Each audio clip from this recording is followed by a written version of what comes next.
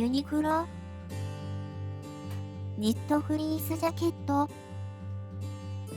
袖が長くて困ってませんか？袖丈短くできます。リブ状になっている袖口は1回解体して短くカット。リブを縫い戻すことで袖丈を短くすることが可能です。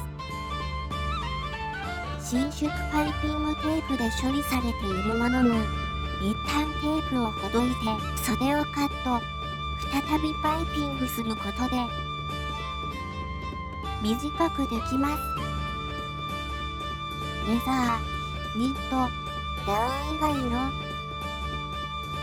衣類に関してお悩みの方は、ぜひ一声おかけくださいね。